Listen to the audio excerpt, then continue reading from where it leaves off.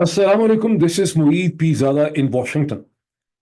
15 अप्रैल 2024 के इख्तिताम पे पाकिस्तान के हवाले से, हिंदुस्तान के हवाले से, इसराइल और ईरान और दुनिया के हवाले से इतनी इम्पोर्टेंट डेवलपमेंट्स हैं जिन्हें इफेक्टिवली किसी एक वीलॉग में डिस्कस नहीं किया जा सकता। उन्हें संबोना, उन्हें ट्रीट करना जो है वो तकरीबन तकरीबन नामुमकिन है। लेकिन मैं कोशिश करूंगा कि मैं एक बिगर पिक्चर आपके सामने रखूं इन तमाम डेवलपमेंट्स की। लेकिन इससे पहले कि मैं इन डेवलपमेंट्स की तरफ चलूं एक एक करके, मेरे पास इस हवाले से बहुत से पॉइंट्स हैं। मैं आपसे रिक्वेस्ट करूंगा कि आप में से वो तमाम लोग जिन्होंने इस चैनल को अभी तक ज्वाइन नहीं किया है या नए लोग जो अभी आ रहे हैं, मैं आपसे रिक्वेस्ट करूंगा कि इस चैनल पे मुझे आप ज्वाइन करें। ये एक सफ़र की तरह है जहां मैं चाहता हूं कि आप लोग डॉट कनेक्टिंग की जो साइंस है, जो टेक्निक है, वो सीखें और खुद से चीज़ों का एनालिसिस कर सकें। मैं आपसे एक दूसरी रिक्वेस्ट ये भी करूंगा कि इस वीडियो को आखिर तक देखने की कोशिश करें। हर वीडियो को कोशिश करें कि आखिर तक देखें, बिकॉज जैसा कि पहले मैंने आपको एक्सप्लेन किया है कि इस बदनसीब चैनल की रीच को रोकने के लिए तरह तरह के चालाकियां जो हैं वो की जाती हैं। साइंटिफिक हथकंडे भी हैं यूट्यूब के एल्गोरिदम को डिस्टर्ब करने के लिए। अगर आप वीडियो को आखिर तक देखेंगे, हाई फास्ट फॉरवर्ड करके आखिर तक देखें, तो किसी हद तक, सारा तो नहीं लेकिन किसी हद तक, इन चालाकियों का आप हम एक मुकाबला कर सकेंगे, इनका कुछ बदावा जो है वो हो सकेगा। अब हम चलते हैं डेवलपमेंट्स की तरफ।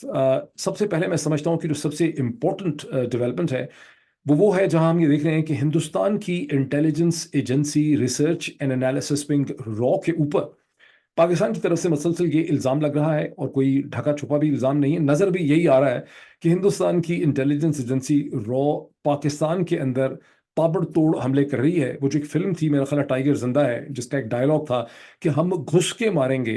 वो जो फिल्म की फीलिंग थी, वो जो जज्बात एक फिल्म के लिए ही मुनासिब थे, उन्हें प्रैक्टिकली तौर पे इम्प्लीमेंट कर दिया गया है। अनऑफिशियली तौर पर ये 21वां हमला है। 20 ऐसे लोग इससे पहले पाकिस्तान में मारे जा चुके हैं। हर बंदा जो है उसका ताल्लुक पाकिस्तान की इंटेलिजेंस एजेंसी आईएसआई का वो कोई एसेट था किसी न किसी ज़माने में। और ये सब वो मिलिटेंट हैं जो हिंदुस्तान के खिलाफ कहीं जम्मू एंड कश्मीर में, कहीं किसी और चीज़ में, प्रिडोमिनेंटली या जम्मू एंड कश्मीर कॉज से या सिख कॉज के अंदर ये इस्तेमाल हुए हैं। इन्हें अब चुन चुन के हिंदुस्तान की इल्ज़ाम है कि हिंदुस्तान की इंटेलिजेंस एजेंसी रॉ इन्हें चुन चुन के टारगेट कर रही है और इनको इरेडिकेट कर रही है, इनको एलिमिनेट कर रही है, which raises some very interesting questions। अब शायद मैं इसको सबसे पहले डिस्कस ना करता, लेकिन अब से कोई तकरीबन 2-2.5 घंटे पहले पाकिस्तान के इंटीरियर मिनिस्टर जनाब मोहसिन नकवी साहब ने, जो इससे पहले पंजाब के चीफ मिनिस्टर रह चुके हैं, एक ज़माने में मोहसिन नकवी हमारे कुलीग हुआ करते थे, सीएनएन में उन्होंने काम किया, जर्नलिस्ट थे, फिर वो अपना एक चैनल उन्होंने कायम किया सिटी 42 के नाम से, फिर एक और चैनल उन्होंने कायम किया, लेकिन फिर उनको सियासत का शौक हो गया। बहरहाल इस वक्त मोहसिन नकवी साहब जो हैं, उन्होंने हैट पहना हुआ है पाकिस्तान के इंटीरियर मिनिस्टर, वजीर दाखिला का। वजीर दाखिला रिस्पॉन्सिबल होता है लॉ एंड ऑर्डर की सिचुएशन के लिए, और इस मुश्किल रोल में मोहसिन नकवी साहब को ये प्रेस कॉन्फ्रेंस करनी पड़ी। मुझे वैसे अंदाज़ा नहीं था, मुझे ख्याल नहीं था, मैं तवक्को नहीं करता था कि ये प्रेस कॉन्फ्रेंस इस वक्त की जाएगी, क्योंकि इससे पहले आईजीपी पंजाब जो हैं, जो बहुत ही डरे हुए डरपोक आदमी हैं, उन्होंने एक स्टेटमेंट दी थी कि आमिर सरफराज तंबा के ऊपर जो कातलाना हमला हुआ है, जहन में रखिए कि आमिर सरफराज तंबा को ऑलमोस्ट कातलों ने कत्ल करके हलाक कर ही डाला था। 3-4 उनको गोलियां मारी गई हैं, लेकिन वो जानबर नहीं हुए। वो यानी उनकी हलाकत नहीं हुई है, वो हॉस्पिटल में है और खासी क्रिटिकल सिचुएशन में है, और खासा इसका खौफ है कि उनकी डेथ हो जाएगी। हमला लाहौर में हुआ। अब लाहौर ही में एफआईए के ऑफिसर्स के अंदर मोहसिन नकवी साहब ने, जो by virtue of being the interior minister, federal investigation agency FIA के भी वो एक तरह से पॉलिटिकल हेड हैं, उन्होंने ये प्रेस टॉक और प्रेस कॉन्फ्रेंस की, जिसमें उन्होंने कहा कि आमिर सरफराज तंबा के ऊपर जिस किस्म का हमला हुआ है, इसे देख के यही लगता है कि ये उसी पैटर्न में है, इसकी शक्ल सूरत, इसके महलो वकू, इसके सर्कमस्टांसेस उसी किस्म के हैं जैसा कि इससे पहले हमले हुए हैं, और इस किस्म के 4 कत्ल जो हैं वो पहले हो चुके हैं। जैसे कि मैंने आपको बताया कि 4 तो ये पता नहीं वो ऑफिशियल कह रहे हैं, इस वजह से अनऑफिशियली तौर पे ये 21वां हमला है, और 20 इस किस्म के जो एसेट्स हैं आईएसआई के, इनको हिंदुस्तानी agency according to journalistic sources Pakistan के अंदर मार चुकी है कामयाबी से। अच्छा, अब ये जो आमिर आमिर सरफराज तंबा है, ये कोई मासूम आदमी नहीं है। आमिर सरफराज तंबा ने, एक और शख्स मुनीर मेरा ख्याल उसका नाम था, इन दोनों ने मिलके 2014 में इंडियन इंटेलिजेंस एजेंसी रॉ के एक एसेट सरबजीत सिंह को लाहौर के अंदर बड़े बहिमाना अंदाज से, संगदलाना अंदाज से, लोहे के बार और ईंटें मार मार के उसका कत्ल किया था जेल के अंदर। जेल के अंदर इस किस्म का कत्ल होना भी बजाते खुद जो है वो एक बड़ी खौफनाक बात है, और इट रेजेस द क्वेश्चंस कि जाहिर है इनको ये औजार, इनको ये रॉड्स, लोहे की चीज़ें, इनको ये ईंटें जो है किसने वहां पे प्रोवाइड की। इसका मतलब है कि जाहिर है इस कत्ल को फैसिलिटेट किया गया था। कत्ल का बैकग्राउंड ये बताया जाता है कि चूंकि हिंदुस्तान ने कश्मीरी जो मिलिटेंट था या डिसिडेंट था, जो बेचारा एक प्रोफेसर और लेक्चरर था, जिसके बारे में हिंदुस्तान की बहुत सी ह्यूमन राइट ऑर्गेनाइजेशंस और लीगल ऑर्गेनाइजेशंस का ये कहना था कि वो शायद मुलव्वस था भी नहीं पूरी तरह से, उसके ऊपर इल्ज़ाम ही गलत था। हिंदुस्तान की पार्लियामेंट के ऊपर 2001 में, दिसंबर के 2001 में, 11-12 दिसंबर 2001 के ऊपर ये हमला हुआ था। तो अफजल गुरु को 2014 में हिंदुस्तान की सुप्रीम कोर्ट से उसकी अपील रिजेक्ट होने के बाद उसे सजाए मौत दे दी गई। पाकिस्तान से बहुत डिमांड थी, एक्सपेक्टेशन थी कि अफजल गुरु को सजाए मौत नहीं होनी चाहिए। बहुत ज़्यादा लीगल और ह्यूमन राइट सर्कल के समझते थे कि अफजल गुरु मासूम है और उसको फ्रेम किया हिंदुस्तान की प्रोसिक्यूशन है। बहरहाल अफजल गुरु की सजाए मौत फांसी के बाद सरबजीत सिंह, जो पहले से उसको सजाए मौत हो चुकी थी पाकिस्तान में 2008 से पहले से, 7 और 8 में सरबजीत सिंह को बहुत पहले पाकिस्तान में सजाए मौत सुनाई जा चुकी थी। उसका सारा अपील का प्रोसेस खत्म हो चुका था। उसकी हैंगिंग मुमकिन थी 2008 में भी। 2008 में मैंने सरबजीत सिंह के लिए एक अपील लिखी थी, मैंने एक आर्टिकल लिखा था बड़ा मौसर और इफेक्टिव, जिसको बहुत पढ़ा गया है पाकिस्तान में भी और हिंदुस्तान में भी, जिसका उन्वान था don't hang him.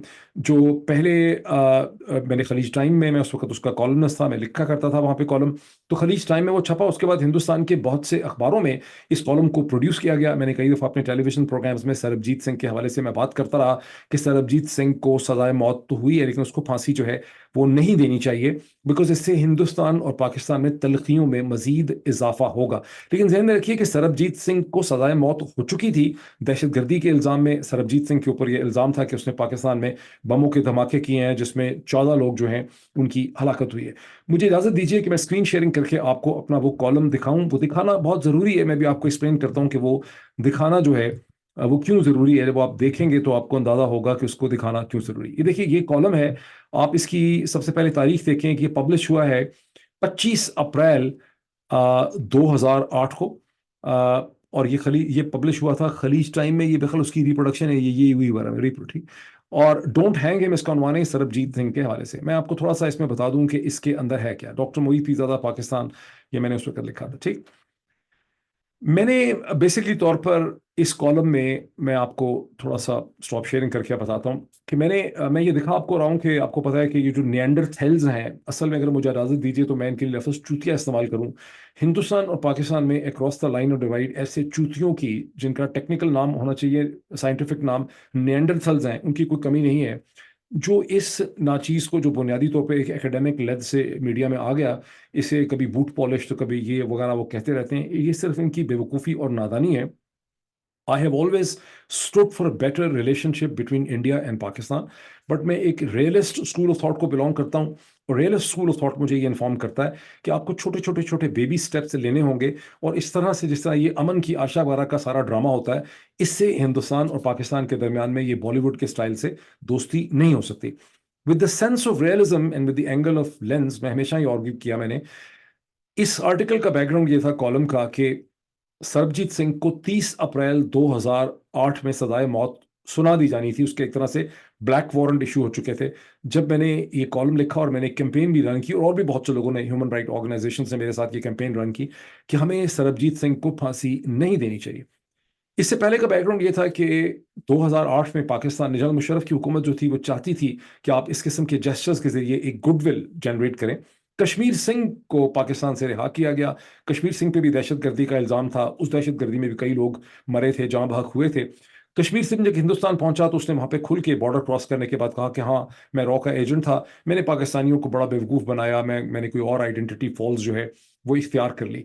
Sarabjit Singh के केस में भी मनजीत सिंह की एक आइडेंटिटी जो है वो इस्तेमाल की गई, वगैरह वगैरह ठीक। असल नाम गालिबन सरबजीत था ही नहीं, असल नाम गालिबन इसका मंजीत था समथिंग। अच्छा, इसकी बहन जो है वो बीजेपी की एक बड़ी इंपॉर्टेंट लीडर भी थी। जब कश्मीर सिंह ने वहां पे ये कहा, तो वो तो बेसिकली कश्मीर सिंह ने वैसी हवा में बात छोड़ दी। असल में तो ये है कि सबको पता था कि कश्मीर सिंह ने किसी को बेवकूफ़ नहीं बनाया। General Musharraf wanted to have goodwill with India. लेकिन जब कश्मीर सिंह को छोड़ा गया, तो उसी वक्त खालिद महमूद, एक पाकिस्तानी था जिसके ऊपर कोई इल्ज़ाम नहीं था मास वैस के कि वो इलीगली हिंदुस्तान में है, उसकी टॉर्चर्ड और खासी तशद्दुद वाली लाश जो है वो पाकिस्तान के हवाले की गई। यानी पाकिस्तान ने कश्मीर सिंह को जिंदा छोड़ा, उन्होंने खालिद महमूद की लाश वहां से भेजी, जिसको जेल में कहा गया कि कैदियों ने उसके ऊपर तशद्दुद करके उसको कत्ल कर दिया। मैंने इस आर्गुमेंट में कहा था कि ये दोनों हिंदुस्तान पाकिस्तान से बड़ी बेवकूफ़ियां हो रही हैं। यहाँ पर गुडविल जेस्चर्स आप प्रोड्यूस करें, सरबजीत को सजाए मौत ना दें। बहरहाल 2008 में सरबजीत सिंह जो है उसे सजाए मौत नहीं दी गई, और सब्सिक्वेंटली जबकि वो सजाए मौत याफ्ता था, उसको इन्होंने कत्ल कर दिया। अब एक आम तासुर ये है कि ये दोनों जो थे, जिसमें एक का नाम मुनीर, दूसरा जो अभी आमिर सरफराज तंबा, ये इन्होंने आईएसआई के बहस पे किया, बिकॉज 2014 में नवाज शरीफ साहब की हुकूमत थी, उससे पहले आसिफ अली जरदारी की हुकूमत थी, और ये किसी तरह से मुमकिन नहीं था कि वो कभी भी ये हुकूमतें ना चाहती कि आप सजाए मौत को एक्सिक्यूट करें, बिकॉज वो हिंदुस्तान के साथ अपने ताल्लुकात को ख़राब नहीं करना चाहते थे। तो इन दोनों को इस्तेमाल किया गया, आमिर सरफराज तंबा को और मुनीर को, इसे कत्ल करने के लिए। ठीक होगी बात। अब इसको आप ये देखें कि यहाँ पर आपको अब वापस आ जाते हैं प्रेजेंट टाइम के अंदर कि अब ये जो चीज़ हुई है इसमें हमें क्या एलिमेंट्स नजर आते हैं, क्यों कर रही है ये रॉ। ये तीन इसमें एनालिटिकल एलिमेंट्स हैं इसके हवाले से। एक एलिमेंट तो ये है फौरी तौर पे, जिसकी तरफ खुद मोहसिन नकवी साहब ने इशारा किया, बहुत से लोग पाकिस्तान में उसकी तरफ इशारा कर रहे हैं, और ये है कि नरेंद्र मोदी इलेक्शन से पहले एक माहौल बनाना चाह रहे हैं, बड़े मस्कुलर होने का, बड़े बहादुर होने का, बड़े डिसाइसिव होने का। और पिछले इलेक्शन में भी उन्होंने ऐसा किया था, कत्ल की रात एंड ऑल दैट, पुलवामा के बाद बालाकोट एंड ऑल दैट। तो एक तो ये कि हिंदुस्तान के इलेक्शन से इन किलिंग्स का ताल्लुक है। दूसरा ये है कि एक एक कॉन्सेप्ट ये भी है कि ये खाली यही नहीं है, यहाँ पर एक स्ट्रेटेजिक थिंकिंग है रॉ की, और एक टेसिट अप्रूवल है पाकिस्तान के अंदर से किसी का, कि आप चाइनीज टॉर्चर टेस्ट के तौर पे आपके जितने एसेट्स पहले हिंदुस्तान के खिलाफ इस्तेमाल हुए हैं दहशतगर्द, उन्हें आप एलिमिनेट हमें करने दें। अब ये सही है ये नहीं है, लेकिन बहुत से लोगों को शक है कि यहाँ पर एक टेसिट अप्रूवल भी है। और इसके लिए मैंने कई दफ़ा कहा है कि आप क्लियर एंड प्रेजेंट डेंजर, जो हैरिसन फोर्ड की जिसमें स्टार करते हैं, 1994 की फिल्म है, उसे ज़रूर देखें। इसमें इसका एक तीसरा भी पहलू है, और वो तीसरा पहलू ये है कि एक तो चल इलेक्शन का एंगल हो गया, एक ये है कि आपके पास एक टेसिट अप्रूवल है और आप कह रहे हैं कि जी आप इन एसेट्स को उड़ा दें। इसका एक तीसरा भी अप्रूवल है कि हिंदुस्तान की एजेंसी की इतनी डीप पेनिट्रेशन है कि वो पाकिस्तान के अंदर पाकिस्तान की इंटेलिजेंस एजेंसी आईएसआई को एम्बेरस कर रहे हैं, जिसके नतीजे में आईएसआई का जो होल्ड है फ्यूचर एसेट्स के ऊपर वो वीक हो जाएगा। यानी अगर आईएसआई अपने एसेट्स को अपनी ही सरजमीन के अंदर डिफेंड नहीं कर सकती, तो जाहिर है कि जितने भी एसेट्स उसके पास हैं कहीं भी हिंदुस्तान के अंदर, उनके ऊपर भी एक बहुत डीमोरलाइजिंग इम्पैक्ट होगा कि भाई ये एजेंसी तो अब आपको प्रोटेक्ट करना नहीं चाहती, कर नहीं सकती, ये बहुत ज़्यादा जो है वो कमज़ोर हो चुकी है। ये जो तीसरा एंगल है, इस हवाले से अगर टेसिट अप्रूवल नहीं है, तो आई एम श्योर कि डीजी आईएसआई और उनके जो बाकी डीजीज हैं उनको सोचना पड़ेगा कि उन्होंने इस सूरत हाल का क्या करना है। अब पाकिस्तान की इंटेलिजेंस एजेंसी क्या कर रही है, उसकी अपनी टर्फ में आके दूसरी इंटेलिजेंस एजेंसी उसके एसेट्स को इरेडिकेट कर रही है, लेकिन पाकिस्तान की इंटेलिजेंस एजेंसी बदकिस्मती से मसरूफ है, उसका तमाम तर फोकस जो है वो पाकिस्तान के former prime minister Imran Khan और उनकी एहलिया बुशरा और उनकी पार्टी के ऊपर लगा हुआ है, जिसका मुजाहरा आज के दिन में एक बार फिर हुआ। ये मुजाहरा उस वक्त हुआ जब इद्दत के केस में, जो एक डिस्ट्रिक्ट एंड सेशन कोर्ट के सामने है, जहां पर शाहरुख साहब वकील हैं, सॉरी जज हैं, जहां 8 अप्रैल को मेरा ख्याल है हफ्ते के दिन सलमान अकरम राजा साहब ने बहुत ज़बरदस्त दलाइल दिए, जब उन्होंने ये साबित किया कि सुप्रीम कोर्ट पाकिस्तान की जो जजमेंट है इद्दत केस में, उसमें इद्दत की मुद्दत महज 39 दिन 39 डेज होती है। यहाँ पर 44 डेज के बाद ये शादी, ये निकाह हुआ था। उसको बहुत अच्छा उन्होंने एक्सप्लेन किया। जज साहब तकरीबन मुतमईन हो गए थे। उन्होंने कहा कि चूंकि जो मुद्दई है खाबर माने का, जो कंप्लेनेंट है, उनके वकील रिजवान अब्बासी साहब नहीं आए, और वो मसलसल नहीं आ रहे थे, पिछली दोनों पेशियों में नहीं आए, ये इंपॉर्टेंट पॉइंट है उनका ना आना। तो अब वो जब आएंगे तो फिर मैं इसका फैसला कर दूंगा, अगर वो नहीं भी आएंगे तो मैं इसका फैसला कर दूंगा। उससे पहले उन्होंने कहा था कि अगर वो अगली पेशी में नहीं आएंगे, यानी हफ्ते के दिन 8 या 9 अप्रैल को नहीं आएंगे, तो मैं फैसला कर दूंगा। 8 अप्रैल को उन्होंने कहा कि अब अभी भी चूंकि वो नहीं आए, तो मैं अब 15 अप्रैल को अगर मेरे सामने नहीं आएंगे तो मैं फैसला कर दूंगा। 15 अप्रैल का जो दिन आज गुजरता है, उसमें पहले रिजवान अब्बासी साहब नहीं आते, फिर वो आते हैं, फिर वो आके दोबारा एक बहस शुरू कर देते हैं।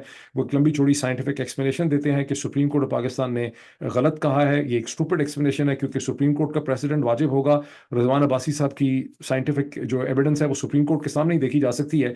इस मौके पर बहरहाल उन्होंने लंबा आर्ग्यू किया, फिर उन्होंने कहा कि इस मसले को इस केस को एडजॉर्न कर दें। सलमान अकरम राजा साहब भी पेश हुए, दोनों के दरमियान नोकझोंक भी हुई, कुछ तल्ख जुमलों का भी तबादला थोड़ा सा हुआ, स्टैंड ऑफ भी था, जिसमें सलमान अकरम राजा ने ये इल्ज़ाम लगाया कि रिजवान अब्बासी और प्रोसिक्यूशन सिर्फ अदालत का वक्त ज़ाया कर रहे हैं, इस केस के अंदर कुछ भी नहीं है, ये बात साबित हो चुकी है, इसे अब दाखिली दफ्तर होना चाहिए और मेरे जो मौक्कल और क्लाइंट हैं यानी इमरान खान और बुशरा दोनों को यहाँ पे रिहाई मिलनी चाहिए।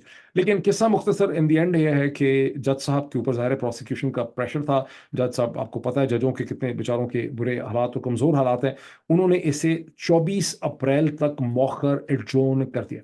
अब इसकी सिग्निफिकेंस क्या है, असल डिटेल से ज़्यादा इंपॉर्टेंट इसकी सिग्निफिकेंस है। सिग्निफिकेंस ये है कि पाकिस्तान की इस्टेब्लिशमेंट को, चौधरी निज़ामुद्दीन साहब को समझ नहीं आ रही कि इस केस से जान कैसे छुड़ाएं, इस केस का क्या करें। क्योंकि जब इसको आपने देखा कि ईद से पहले खाबर मानेका और रिजवान अब्बासी बार बार अदालत में ये जज के सामने पेश नहीं हो रहे थे, तो वहां पर भी कंफ्यूजन थी कि अब इस केस को कैसे ख़त्म करना है, वरना अगर प्रोसिक्यूशन चाहती यानी इस्टेब्लिशमेंट चाहती तो जाहिर है कि रिजवान अब्बासी साहब पेश होते। और रिजवान अब्बासी साहब अब भी आए हैं बड़े बादल नखास्ता से, लेकिन अब दोबारा इस्टेब्लिशमेंट ने कहा है कि इसमें वक्त बाय करें। वजह यह है, देखिए इसमें दो पॉइंट्स बहुत इंपॉर्टेंट है। एक पॉइंट ये है कि ये जो इद्दत का केस है, ये खालिस्तान बनाया गया था इमरान खान की कैरेक्टर असैसिनेशन करने के लिए, लोगों को ये बताने के लिए कि इमरान खान एक बुरे किरदार का शख्स है, इमरान खान अच्छा मुसलमान नहीं है, अच्छा कैरेक्टर उसका नहीं है, अनएथिकल है, खुदगर्ज है, वगैरह वगैरह वगैरह। वो जो हिकमत अमली और स्ट्रैटेजी है जो बेचने की कोशिश की गई थी सौदा, वो तो फेल हो गया। फेल इसलिए हो गया कि जब आपने इलेक्शन से पहले ये केस फौरी तौर पे बनाया और सजाएं दी थी, तो आपका ख्याल था कि इसके पॉलिटिकल आपको माइलेज मिल सकेगा, उल्टा आपको नुकसान हो गया। तमाम एविडेंस और तमाम जराए, बहुत से लोग जिनसे मैंने बात की है, वो ये कहते हैं कि इद्दत के केस के फैसले ने उनको और ज्यादा गुस्सा दिलाया और उनको और ज्यादा नफरत हुई इस प्रोसिक्यूशन से और इस पूरे सिस्टम से, और ज्यादा वो इमरान खान की खातिर निकले। सो इद्दत case backfired in a very big way. अब जो मैं कह रहा हूं ये आपको भी समझ आ रही है, और ये एस्टेब्लिशमेंट इतनी बेवकूफ नहीं है, उन्हें अच्छी तरह से समझ आ रही है कि ये केस बैकफायर कर चुका है। अब इस केस से निजात कैसे हासिल करनी है, इसे खत्म कैसे करना है, उसकी एक कंफ्यूजन पाई जाती है। और मैं उनसे यही रिक्वेस्ट करता हूं, as someone who was once given the title of distinguish faculty member of the National Defence University, तो कोई इतनी आप मेरी दो पेन्स की जो है ना ओपिनियन यहाँ पे मान लें कि ये केस में कुछ भी नहीं है, आपको एक नेगोशिएटेड सोल्यूशन चाहिए। आपकी सारा जो इंटेलिजेंस आईक्यू टेस्ट है वो ये कि आप कैसे एक नेगोशिएटेड सोल्यूशन की तरफ बढ़ सकते हैं, इस केस को खत्म करें और आगे की तरफ बढ़ें, इसमें कुछ भी नहीं है। अच्छा, अब इसके साथ ही थोड़ा सा मैं आपको ये बता दूं कि अब से कोई चंद घंटे पहले, और अभी पीटीआई ऑफिशियल जो यूट्यूब चैनल है उसने मेरे ख्याल है 2 घंटे पहले ये प्रेस टॉक पोस्ट की है, पब्लिश की है यूट्यूब के ऊपर, जो बहुत इंपॉर्टेंट प्रेस टॉक है। इसमें 3 की कैरेक्टर्स हैं। उमर अयूब साहब जो सेक्रेटरी जनरल हैं तहरीक इंसाफ के एट द मोमेंट, उसके लीडर ऑफ द ऑपोजिशन भी हैं हाउस में। महमूद अचकजई जो नया अलायंस बना है, तहफ़्फ़ुज़ आईन पाकिस्तान, तहरीक तहफ़्फ़ुज़ आईन पाकिस्तान का जो अलायंस है 6 जमाती, उसको महमूद अचकजई पख्तूनख्वा मिली अवामी पार्टी के सरबरा उसे हेड करते हैं। तो अचकजई साहब भी इस प्रेस टॉक में थे, बहुत अच्छा, बहुत मौसर बोले, और बैरिस्टर गौहर अली खान भी यहाँ पे थे। इसका जो इमीडिएट कॉन्टेक्स्ट था वो था कि आसिफा भुट्टो को जो बिला मुकाबला मुंतखब कराया गया और उनको हलफ दिलवाया गया पार्लियामेंट से, वहां पर ऑपोजिशन ने खप डाली। जब ऑपोजिशन ने शोर मचाया, बिकॉज ऑपोजिशन ने क्यों शोर मचाया, इसलिए कि आसिफा जरदारी भुट्टो जो हैं उन्हें बिला मुकाबला मुंतखब किया गया, हालांकि उनके मुकाबले में रिंद साहब को खड़ा किया था ऑपोजिशन अलायंस ने। रिंद साहब को पुलिस ने गिरफ्तार कर लिया, किसी फजूल बहाने में अगवा कर लिया गया उनको, और आसिफा को बिला मुकाबला वहां से मुंतखब करा दिया गया। इस चीज़ के ऊपर ये ऑपोजिशन अलायंस जो है वो असेंबली में शोर मचा रहा था, और फिर क्या किया कि एक अजीब चीज़ हुई कि ट्रेजरी के जो बेंचेस हैं, यानी ट्रेजरी कभी बाइकआउट नहीं करता होता, बाइकआउट हमेशा ऑपोजिशन करती है पार्लियामेंट से, ट्रेजरी यहाँ से बाइकआउट करके चली गई। और ये जो प्रेस टॉक की है इन तीनों ने, महमूद अचकजई ने, गौहर ने और उमर ने, ये इस हवाले से थी कि भाई ये ट्रेजरी पागल हो गई है, ट्रेजरी ने क्या किया। लेकिन यहाँ पर बड़ी इफेक्टिव बातें की गई। उमर अयूब ने यह बताया कि हमारी जो मूवमेंट है 6 पार्टी अलायंस की, उसका 13 तारीख को पशीन से और चमन से उसका आगाज हो चुका है, और ये मूवमेंट इस स्टेज से सिर्फ आगे बढ़ेगी। मैं समझता हूं कि इस मूवमेंट में और महमूद अचकज़ई ने ये कहा कि ये मूवमेंट किसी हुकूमत के खिलाफ नहीं है, ये किसी हुकूमत को हटाने की मूवमेंट नहीं है, ये किसी हुकूमत को लाने की मूवमेंट नहीं है, बल्कि ये पाकिस्तान के आइन के लिए हमने स्टैंड लिया हुआ है। और बैरिस्टर गौहर अली खान ने बहुत इफेक्टिवली तौर पर अयाज सादिक साहब के कैरेक्टर को और उनकी रोल और उनकी फंक्शनैलिटी को उन्होंने चैलेंज किया। महमूद अचकज़ई ने भी किया, और उन्होंने कहा कि ये स्पीकर का रोल नहीं है जिस रोल में, और बहुत ही समझदार आदमी है अयाज सादिक साहब जो उन्होंने इसमें रोल जो है वो प्ले किया। मैं समझता हूँ दो पॉइंट्स यहाँ पे बहुत इंपॉर्टेंट हैं जिनको लोगों ने नजरअंदाज कर दिया। पहली बात यह है कि जो 6 पार्टी अलायंस की मूवमेंट का आगाज बलूचिस्तान से होता है, एक मूवमेंट और तहरीक जो आईने पाकिस्तान का तहफ़्फ़ुज़ करने की बात कह रही है, जो कह रही है कि 1973 के आइन को आप नाफिज़ अमल कर दें, और उसका आगाज बलूचिस्तान से होना और महमूद खान अचकज़ई को उसको लीड करना, ये बड़ी पॉजिटिव सिंबलिज्म है अगर पाकिस्तान के चौधरी निज़ामुद्दीन साहब इसको समझना चाहें और इसको समझें। मसला आपका क्या है? आपका मसला यह है कि बलूचिस्तान में आपको एक फिरोशस इंसर्जेंसी का सामना है। अगर बलूचिस्तान के लीडर जो बलूचिस्तान की ऑटोनॉमी की भी बात करते रहे, बलूचिस्तान के अंदर से एक मूवमेंट उठती है पाकिस्तान के आइन के तहफ़्फ़ुज़ के लिए, उसकी इम्प्लीमेंटेशन के लिए, इससे ज़्यादा ज़बरदस्त बात क्या हो सकती है? इससे ज़्यादा खूबसूरत बात क्या हो सकती है? इससे ज़्यादा पॉजिटिव बात क्या हो सकती है? उसके बावजूद आप ऐसे फंसे हुए हैं इद्दत के केस में और अलकादर यूनिवर्सिटी के केस में और इमरान खान की नफरत में, कि आप इतनी बड़ी पॉजिटिव जो डेवलपमेंट हो रही है इसको आप अप्रिशिएट नहीं कर रहे कि ऐसी मूवमेंट है जिसे आपको एंगेज करने की ज़रूरत है। इसके साथ ही इसी प्रेस टॉक के अंदर एक बहुत इंपॉर्टेंट नुक्ता उठाया गया जिसका ताल्लुक चमन के बॉर्डर से है। वहां पर उमर अयूब ने और बैरिस्टर गौहर अली खान दोनों ने इसकी तरफ इशारा किया कि किस तरह से जब पाकिस्तान की मौजूदा हुकूमत ने एक हुक्म नादर शाही इशू कर दिया कि आप बॉर्डर जो है चमन का वो अपने नेशनल आईडी कार्ड पे, जिसमें तमाम बायोमेट्रिक चीज़ें हैं, जिसकी आपने फीस ली हुई है, उस पर क्रॉस नहीं कर सकते, वहाँ पासपोर्ट मांगना शुरू कर दिया है। तो 20,000 लोग जो रोज़ वहाँ पे क्रॉस करते थे on both side, Afghanistan Pakistan, उनको बहुत ज़्यादा मुश्किलात का सामना करना पड़ रहा है, और आप दोबारा से उनको कौमी शनाख्ती कार्ड पे ये बॉर्डर जो है वो क्रॉस करने दें। मैं समझता हूँ कि बहुत ही मौजूद डिमांड है। पासपोर्ट मिल नहीं रहे, पासपोर्ट बहुत से लोगों के पास नहीं है, बन नहीं पा रहे, बहुत ज़्यादा उनकी कमी है। इस मौके पे आपको नेशनल आईडी कार्ड पे इसको क्रॉस जो है वो करने की इजाज़त आपको देनी चाहिए। अभी दो क्विक कमेंट, वक्त ज़्यादा होता जा रहा है, दो क्विक मैं कमेंट कर दूं। एक हिंदुस्तानी इलेक्शन के हवाले से, जहां एक बार फिर बदकिस्मती से आज ही के दिन में दिल्ली के चीफ मिनिस्टर अरविंद केजरीवाल को दिल्ली कोर्ट ने मजीद उनका जो रिमांड या उनकी डिटेंशन है उसमें इजाफा करके उसको 23 अप्रैल तक खींच दिया है। इससे पहले उनको 15 अप्रैल तक डिटेंशन में दिया गया था। वो उसके खिलाफ दिल्ली हाई कोर्ट में गए, सुप्रीम कोर्ट में भी गए, सुप्रीम कोर्ट ने भी रिलीफ नहीं दी, सुप्रीम कोर्ट ने भी 29 तारीख लगाई हुई है हियरिंग की। अलबत्ता उन्होंने एनफोर्समेंट डायरेक्टोरेट या डिवीजन जो है ईडी, उसको कहा था कि आप इस मामले को निपटाएं। अब इसकी सिग्निफिकेंस ये है कि हमारे लिए इसकी क्या सिग्निफिकेंस है।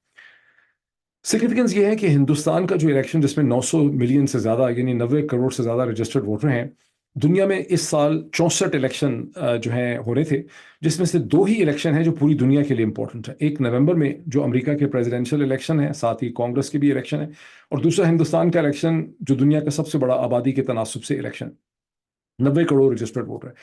लेकिन हिंदुस्तान का इलेक्शन जो है वो, और 7 फेजेस में ये इलेक्शन हो रहा है, लेकिन हिंदुस्तान के इलेक्शन की यही महज सिग्निफिकेंस नहीं है कि इसमें बहुत बड़ी तादाद में लोग पार्टिसिपेट करते हैं, ये हिंदुस्तान सबसे बड़ी इलेक्टोरल डेमोक्रेसी है।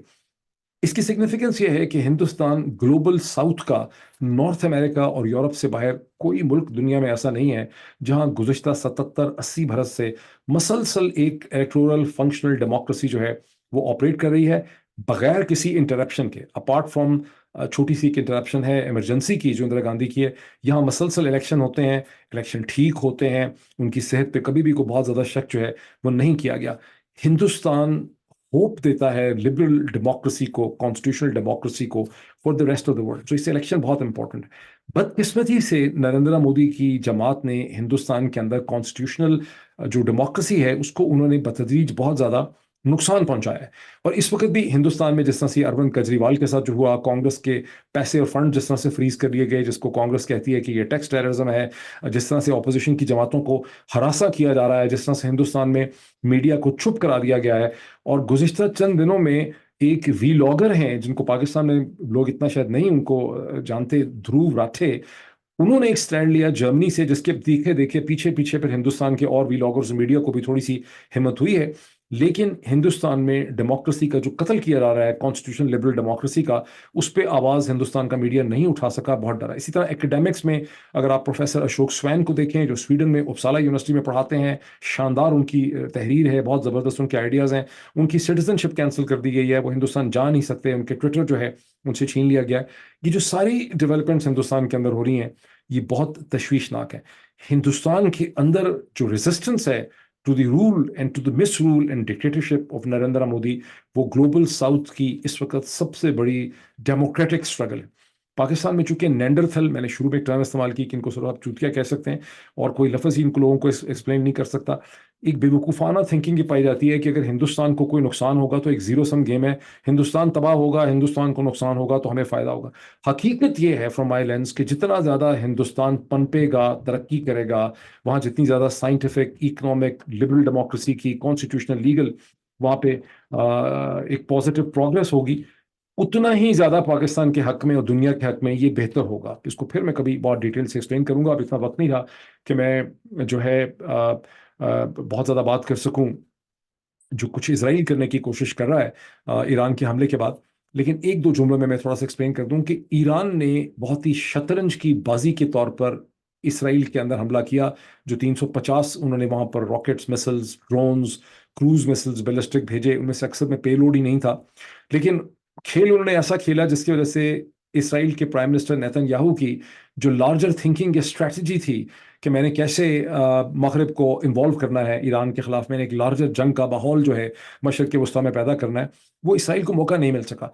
अब इसराइल मसलसल उसका एक हल इसराइल ने ये निकाला है कि गाज़ा पे बमबारी और बॉम्बिंग और ज़्यादा शदीद कर दी है। उसकी सिग्निफिकेंस क्या है? उसकी सिग्निफिकेंस ये है कि गाज़ा की जो जंग है उससे यूरोप और अमेरिका की बाइडेन एडमिनिस्ट्रेशन बड़ी तंग है, और बाइडेन एडमिनिस्ट्रेशन ने एक पीस प्रोसेस शुरू कर रखा है परमानेंट पीस के लिए, जिसमें कतर, इजिप्ट और हमास के साथ ये डिस्कशन हो रही है वाया मुसाद। इसराइल की तरफ से इस डिस्कशन में इसराइल की इंटेलिजेंस एजेंसी मुसाद इन्वॉल्व है। वहां पे हमास ये कहता है कि आप हमें परमानेंट सीज फायर हमें चाहिए और फौरी तौर पर चाहिए। इसराइल ये कहता है कि परमानेंट सीज फायर जो है ये बेट्रेयल है, हम नहीं देंगे। और साथ ही उन्होंने बॉम्बिंग इंटेंसिफाई कर दी है ताकि प्रेसिडेंट बाइडन और यूरोपियंस पे ज़्यादा दबाव बढ़ाया जाए, बिकॉज जो वो उनको ईरान के खिलाफ इन्वॉल्व करना चाहते थे उसमें उन्हें कामयाबी हासिल नहीं हुई, जिसकी वजह से प्राइम मिनिस्टर नेतन्याहू जो हैं उनको बहुत ज़्यादा फ्रस्ट्रेशन। ये एक बड़ा सब्जेक्ट है, ये इंपॉर्टेंट सब्जेक्ट है, इसको मैं एक अगले वीलॉग में बहुत तफसील से डिस्कस करूंगा कि इसराइल क्या करना चाह रहा है, किस हद तक उसमें कामयाब होगा। अभी इतना ही, फिर आपसे मुलाकात होती है।